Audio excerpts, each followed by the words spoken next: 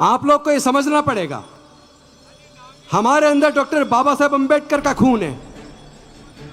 हम उन्हीं के वंशज हैं जिन 500 महारों ने अब से 200 साल पहले पेशवाओं की 28,000 की सेना को केवल 500 नौजवानों ने निस्तानाबूद कर दिया। अपने खून को पहचानिए, अपनी काबिलियत को पहचानिए।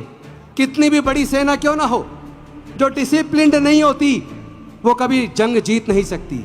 ऐसे नेताओं को पहचानना है जिनकी आंखों के सामने, जिनके रहते हुए देश के सारे संसाधन बेचे जा रहे हैं, हमारा आरक्षण खत्म किया जा रहा है। ऐसे नेताओं को पहचानना होगा।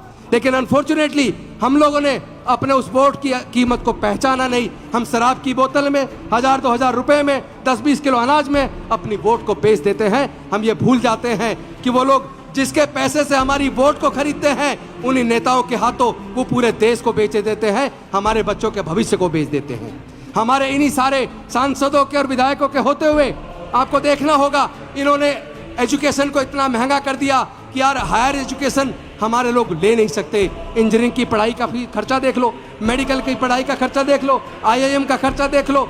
कई लाख, 10-10, 12-12 लाख रुपए आपको अपने बच्चे को इंजीनियर बनाने के लिए, डॉक्टर बनाने के लिए, IIM कराने के लिए तो कर 40 लाख से भी ज़्यादा चाहिए। तो सरकारों ने ये जो सरकारी संस्थान बनाए हैं, सरकारी पैसे से बनाए हैं, तो क्या केवल पूंजीपतियों के बच्चों के लिए बनाए हैं?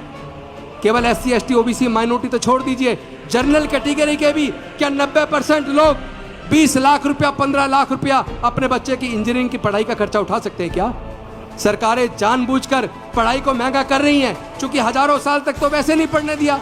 और जैसे पढ़ने का रास्ता डॉक्टर बाबा साहब ने खोला, हमारे लोग जज, engineer, doctor, scientist, collector, professor बनने लगे। उनके पेट में दर्द हो गया, उनके पेट में दर्द हो गया। एक तरफ उन्होंने सरकारी सारे संस्थान बेच दिए और जो बिक गया वहां रिजर्वेशन खत्म हो गया। यानी हमारे नौकरी के रास्ते ये बंद कर चुके हैं। 4th पे कमीशन में 4th क्लास एम्प्लॉयमेंट को पूरी तरह आउटसोर्स करके ठेके पे दे दिया।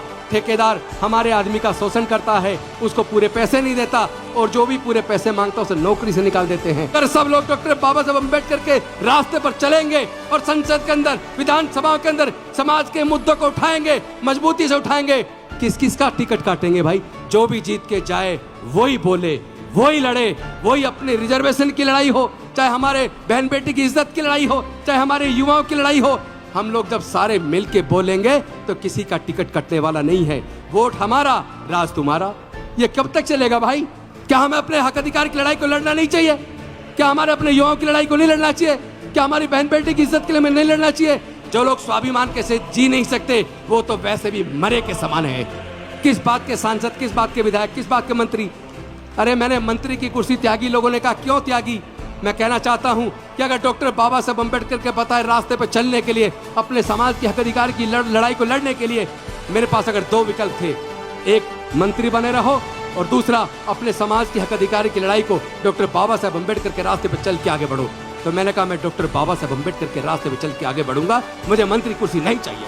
मैंने कुर्सी त्याग दी और मुझे सच बता रहा हूँ, ईमानदारी से बता रहा हूँ, जब से कुर्सी त्यागी है तब से और भी ज्यादा ताकतवर महसूस करता हूँ। अब लगता है मेरा जीवन केवल मेरे समाज के लिए है, मुझे मरने से डर नहीं लगता। और एक और बात, जो सच्चा अम्बेडकरवादी है उसे कोई खरीद नहीं सकता, उसे कोई डरा भी नहीं सकता और वो मरने से नहीं डरता। के सांसद, विधायक संसद और विधानसभा के अंदर आपकी लड़ाई को लड़ते हैं, बोलते हैं, उनका हौसला बढ़ाइए और जो गूंगे बहरे बन के बैठ जाते हैं उनको हराने का भी संकल्प कर लीजिए। ऐसे विधायकों की जरूरत नहीं है, ऐसे सांसदों की जरूरत नहीं है, ऐसे मंत्रियों की जरूरत नहीं है जो समाज के हक अधिकार की लड़ाई लड़ सके, उनके मुद्दों पर बात ना कर सके।